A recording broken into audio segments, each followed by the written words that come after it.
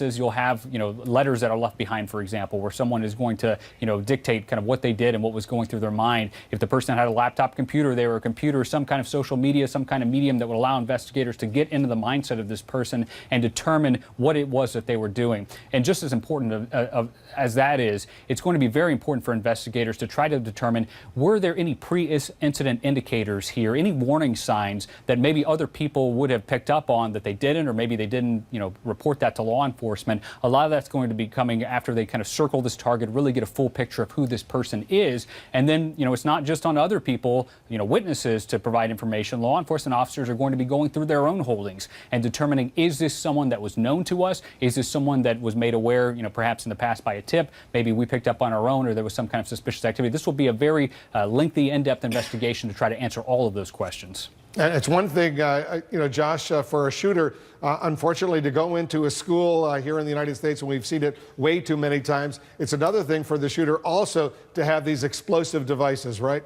That's right. This takes it to a whole different level. I mean, if you think about some of the access to firearms, which we've been debating that for a long time in this country, about getting hands on firearms and weapons, this is the next step. This is someone who's actually taking it, his own initiative to actually put together a device, to gather the ingredients that are necessary to build a device that's going to kill people. And again, that's a whole new level of criminality, a whole new level of depravity. Again, that at least ups it in the minds of law enforcement officers trying to determine what was going through his mind as he set out today to take lives.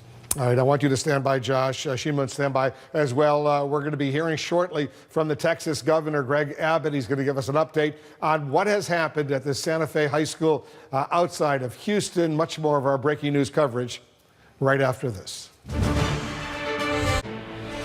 This is CNN Breaking News. I'm Erica Hill in today for Brooke Baldwin, and we are staying on this breaking news out of Texas, a deadly school shooting at a Texas high school. We can confirm 10 people are dead, 9 of them students, 1 a teacher. Police say a 17-year-old student is now in custody. Another student is detained. All of this unfolding this morning at Santa Fe High School, which is just southeast of Houston. Investigators say explosives were found at the school and also off campus, leaving that community on high alert, the school district on lockdown. At this hour, investigators are searching a trailer where they believe those devices were assembled. Here's more from students and parents. Listen to them here as they describe the terrifying moments of chaos that broke out this morning, just after classes began. We heard the alarms. Everybody just, started leaving, following the same procedure as we did, because nobody thought it would be this. Next thing you know, we just hear 3 gunshots, loud explosions, and all the teachers are telling us to run, go, run. Me and my friend Ryan Calvert ran to the forest so we could get shelter, and that's when I called my mom. And then everybody was panicking, everybody was crying, and then I started seeing 2 or 3 students jumping over the fence, trying to get further away from all the fire. If you would have heard what I heard this morning, the fear in my loved one's voice because of my son being in that classroom. Really scary. Really, really scary. Nobody should have to go through this, and nobody should feel that pain. It hurts my heart to see this. President Trump addressed the shooting a short time ago as well. This has been going on too long in our country. Too many years, too many decades now. We grieve for the terrible loss of life and send our support and love to everyone affected by this absolutely horrific attack. To the students, families, teachers, and personnel at Santa Fe High. My administration is determined to do everything in our power to protect our students, secure our schools, and to keep weapons out of the hands of those who pose a threat to themselves and to others.